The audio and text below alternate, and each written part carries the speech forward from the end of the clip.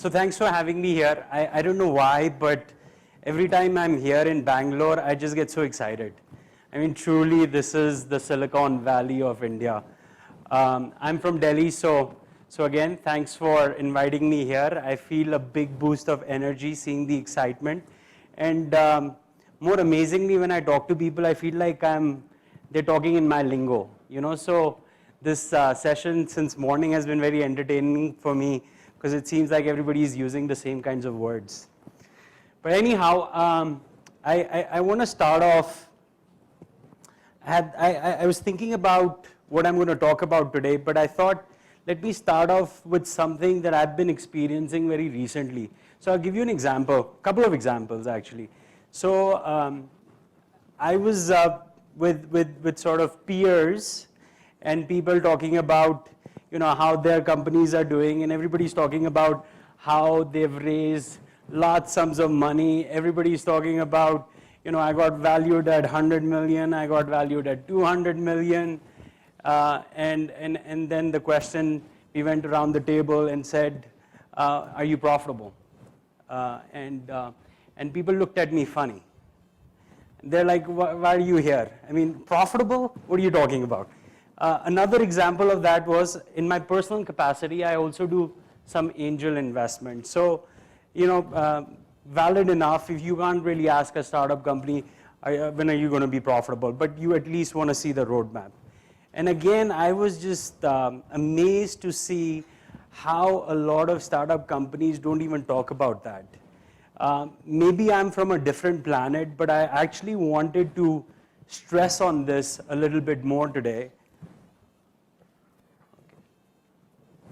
So if you actually look at how public markets are rewarding SaaS companies, I think there is a big problem if we start comparing ourselves to sort of the e-commerce companies of today. I think there's a completely different logic on how they're getting valued, how they are super sensitive on growth.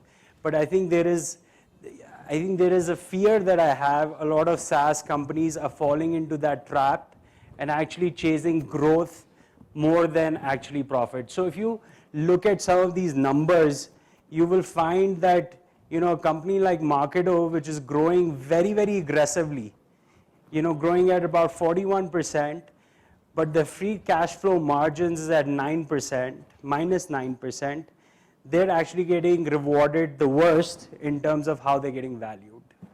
So this is a very good sort of proxy that a lot of you can use, which is a combination of your growth and a free cash flow margin. In fact, I think free cash flow margin is even a more lenient measure than profitability. So if the combination of that is upwards of 40, 50%, you can see the multiples there. And these are all publicly traded companies. So I thought this was very, very interesting. So now you may ask, where do we stand, right? So I'll go back to it. I'm very happy and delighted to tell you that we actually would top that list. So if we look at our revenue growth and our free cash flow margin, we would be upwards of 100%. Okay? So what does that mean? That means it is very much possible to have a fast-growing company and be profitable, right? And that's what I'm here to talk about. So, very, very quickly on RateGain, we basically provide revenue management solutions to the travel and hospitality industry. We have thousands of hotels that use our solution. We have all the top hotel chains, car rental companies, OTAs, airlines using us. We're about 500 people. We have 7 offices. We're growing really fast, as I mentioned to you already. Our EBITDA is actually double-digit millions of dollars. So probably the only company in India to do that, I'm guessing. When I talk about the journey at RateGain, I think I want to talk about the 4 Ps, which is the product, people, process, and pricing. I think those have been sort of the 4 fundamental pillars on how we have approached building RateGain. So let me get into it. What I want to do when I talk about the 4 Ps is actually talk about our journey. So we've been around for more than a decade, but also talk about what kind of learnings that we had for each of these fundamental pillars. So when we started out with one product, which was basically a BI product targeted to the hotel industry. Very simply put, we told hoteliers what their competitors are doing in terms of pricing. So, for instance, Taj Vimanta can actually look up what Oberoi is pricing for the next 30 days, and based on that can make decisions on how they want to price. We then took that product sort of horizontally across the travel industry. We went into other suppliers, and then we largely got into intermediaries as well. I think there was somebody in the panel before me talking about usually you will find early adopters to be technology businesses. So if you think about online travel agents as well, they're really technology businesses. So we found a lot of success with them. And as we learned more, we sort of tried to get deeper into each of these verticals. We got deeper into hospitality and we launched subsequent products. But largely, if you think about what we do is around providing revenue management and distribution solutions, sort of like a mini ERP. Hotels put our solution in place and they can start making more revenue. So in terms of what were the key learnings around the product phase, I think the first key learning was to simplify the product. In fact, I would go as far as saying that it is very, very important to actually get the product to market than to continuously work on building it up.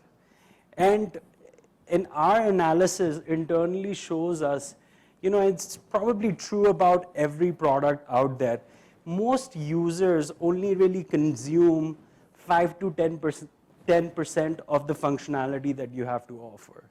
So think about that. You're making all these features, you're continuously developing and evolving the product, but most users, you can even relate it to Excel, right?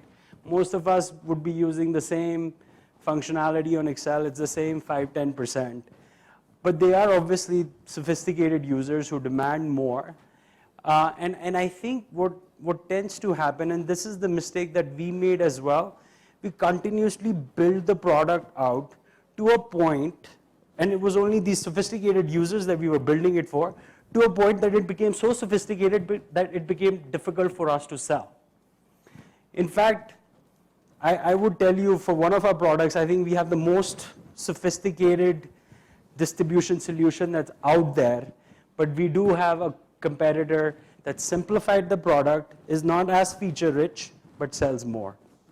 And like I was saying earlier, I would go to the extreme of saying you don't have to have the best product in your competitive space to sell the most. It is these principles, if you can follow, would lead you to be the market leader. And I think one of them, the key one, is simplification. It should be simple to sell, and as you sort of scale and you have feet on street, your sales team should be able to articulate the value proposition very, very quickly and simply. Their elevator pitch should be no more than a minute. It should be simple to buy, right? So what we experienced early on, because when we were starting out, I think the ecosystem that exists today wasn't really there as such. And we found, we sort of copy and pasted from Google the typical contract, which was like a 15-page contract. And we went to consumers, a hotel consumer, and we would give them this 15-page contract. And they would be like, okay, I'll come back to you in 2 weeks. So what we learned from that process is you need to make it simple. Our contracts today are 1 page. Our competitor, one of our competitors, has gone even a step further. They actually don't even have contracts. They're like, give us the credit card information and we are fine with that. And of course, we can't, I don't think we can fly with that. We have an investor on board. I think, Vivek, you won't allow us to do that. But that's how it is. You have to make the touch points with your consumers, with your buyers, very, very easy and frictionless. I think the other thing that we learned was it's important to do segmentation based on your target segment. So, what we would sell to an OTA, although the product was same, had to be applied very, very differently for an OTA, for a car rental company, for an airline. And I think that applies to all SaaS companies. Within your target segments, you should be defining different buyer personas. So much so that even within the same customer, how you actually approach them should be different based on who you're talking to. So again, going back to an example of hotels, if you're talking to a GM, you would talk to them very, very differently. They would be more focused on getting, overall high-level reporting, versus if you talk to the actual front desk person or a revenue manager, they would want to get into the nitty-gritty details. So it's very important to have your sales proposition defined based on your buyer's persona. Penetration, as I was saying, we have learned the hard way. I think it is very, very important to get your minimum viable product and get to the market. And if you're going out globally, just like we do, one country at a time. I think that's the other big mistake that we went. We went everywhere. One other key thing that we've learned over a period of time is around integration. So most SaaS businesses, even the ones that I heard on the panel earlier today, are part of a big technology landscape at the buyer level, right? So if we are providing a BI, it needs to be fed into some sort of a decision support system that the buyer has. In our case, it was usually revenue management systems, central res systems, property management systems. So I think this is also a very, very key enabler of your sales process. So even if you don't have reseller or channel partnership relationships, just having an integration in place can also lead to these intangible benefits of getting people to promote your product. I think the last thing that we've learned, especially given our journey and how we've evolved over the last decade, we found that most buyers associate you with one product. So if you have multiple products, you need to get into the rhythm of into the rhythm of getting it into one platform very, very quickly. And if you can't do that, it's almost like an FMCG sort of approach where you have a different brand for a different product. And this is something that we are experimenting with and learning. But I think it is important to embark on a strategy earlier on than discover 10 years later. On process, I wanted to talk more about sort of the go-to-market strategy more than anything else, and talk about how we went about it. So, earlier days, no institutional capital, no funding. I don't think that concept of funding even people recognized back in 2004. And what we were trying to do is, so we are trying to sell to hotels, so let's find somebody who sells to hotels. Let's try to find another service provider that sells to hotels, and we can piggyback on their distribution strength and actually be able to sell to hotels. And that's what we did. So, early on we got a break. We had a great distribution partner that got us instant scale that had 20,000 hotel customers. And that was our first big break. So we didn't even really invest into any sales or marketing. We just got that first big break and we were there. I think over the years, we then, when we thought about the overall market size, we were like, okay, there are 1 million hotels. There are about 100 OTAs. There are, maybe 100 car rental companies with thousands of franchisees. And we have pretty much a globally a global spread on where all of our target audience is. And so, we took a deliberate sort of strategy to go after the enterprise accounts only, the bigger ones. And I think that was very, very successful. Of course, I think what is hidden in these presentations is a lot of the mistakes that we made. At some point, we tried inside sales as well. We tried field sales, but over a period of time, you make mistakes, you iterate, and you learn what works and what doesn't. So we went into enterprise retail strategy later on. Now we are focusing, actually going deeper and penetrating deeper in each of the geographies that we operate in. So what were the learnings? I think I'll start with, as the company evolves, it is very, very important. As you go through that ramp up, it is very important to actually measure everything. And to be able to measure everything, it is important to install the right systems and processes. So, we are an extremely data-driven company. I mean, we're in the data business, but again, somebody was talking about metrics. I mean, if somebody wants to talk about metrics, you can come talk to me. We track over 100 matrices in our company, and it's not just related to CRM and sales, it's everything. I mean, I'll give you an example. For HR, we track, at least a dozen matrices there as well. Everybody talks about attrition rates. We even go as far as, measuring our hiring success percentage. We measure number of applicants applying for each job, number of qualified applicants. And we have a threshold of, we need to have at least 20 good applicants per every job position that we have open. So it's stuff like that, which is very, very important to measure so that you can actually manage. In terms of go-to-market strategy, I think there was a lot of chatter around that in earlier panels as well. I think if I had to summarize, there is no cookie-cutter approach there. I think it is a very fair comment that one of the earlier panelists made is, it is all based on your context. We learned, as an example, we learned we could even sell $500,000 deals sitting out of India.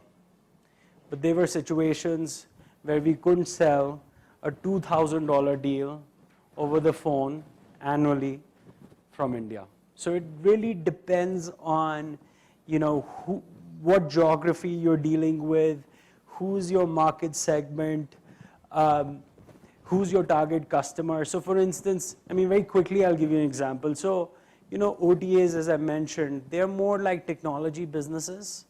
And we've been very, very successful in selling to them out of India. So we don't have any local sales presence selling to OTAs globally. We do it all out of India.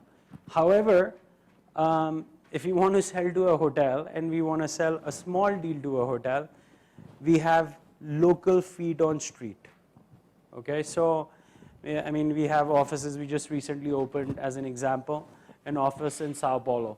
But we didn't open that office to sell to local OTAs in Brazil. We opened it to sell small ticket size deals to hotels. So the point of, the point being, it's all based on, a variety of these factors that I've listed. I think the other sort of main key takeaway on this slide is marketing. If I could do it all over again, we would have invested significantly more in marketing. So, if there is one piece of advice that I would give all the SaaS entrepreneurs here, if you can actually limit how much you continue to build on your product, but take that money and spend on your go-to-market strategy and marketing, that's probably more beneficial.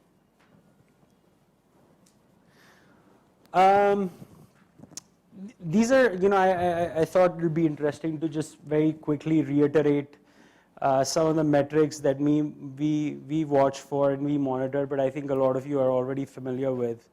I think the lifeline of a SaaS company is the churn rate. If there is one metric that you must track and track very closely, is the churn rate.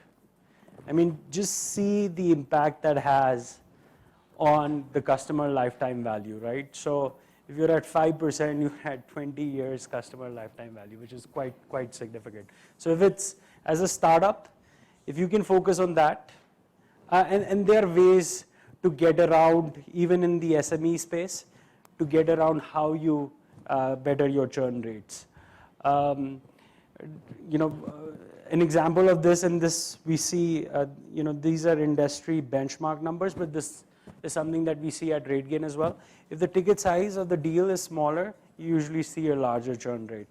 So if you can continue to, I think I was reading HubSpot, I think has done a remarkable job. They started at a $2,000 average contract size, and they moved it up to almost $5,000. And as a result of that, the churn rates having decreased as well. These are additional SaaS metrics that we look at. I'm happy to share them. Okay, so people.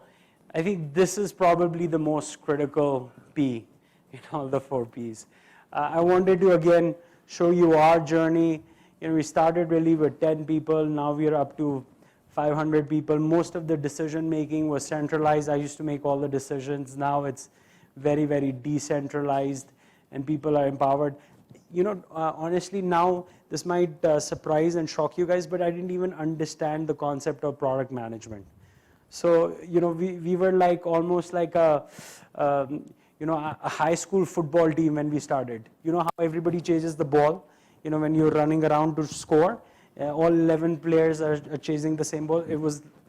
That was us. So everybody did engineering, everybody did setup, everybody did account management, and everybody did sales. But as you evolve, you recognize that there is a need. I think it was probably middle of our journey that we recognized that there is a concept of product management that we need at RateGain as well. So, what were the key learnings? I think you start out with generalists, but it's very, very important as you evolve that you find specialists for each of these roles. We embarked on a concept of top grading.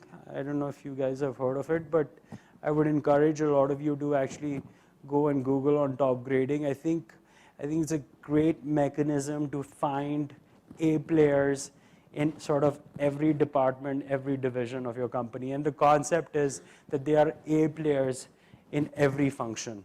So even if there was a setup function, which is usually trivial and a low task option, I think you can still find A players there. Timing of hiring senior execs is very, very critical. We made the mistake of hiring senior people earlier on, and we realized that it's very difficult for senior people to deal with the chaos of a startup.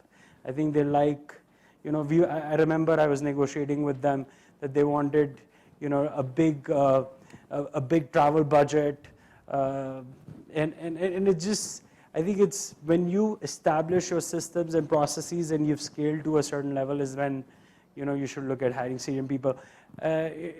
Retention is important. I know I'm running out of time, but I'll just take a couple of minutes. It's all about your culture. I think other than money and perks, it's what kind of culture do you drive at the company. And I think the culture is driven from, of course, all the fun things that you do, but it's also about, the sort of core values, the common purpose, the common vision that you set up for your team. And I think ultimately people want control. So it's important to set up systems and processes such that you can empower them. And one other sort of key learning in our journey has been that training is vital. As you are growing really, really been with you along that journey, sometimes cap out. And it is very, very important to reinvest in them so that they can continue along in that journey of growth with you. I had a few more slides, but I think I'm out of time. I'll just quickly say on pricing, we started off with, basing it off of a services model. Then we became more intelligent. We started basing it off of what value we drive. And then eventually now our pricing is more based on, what is the key economic driver for the customer that we are servicing. In case of hotels, it's rooms. And so we do annual auto renewal contracts usually. One of the key things that we learned recently is to have price escalation. So if you can link it to the CPI, that works very, very effectively if you're in a market leadership and dominant position. So that's us. Thank you, guys.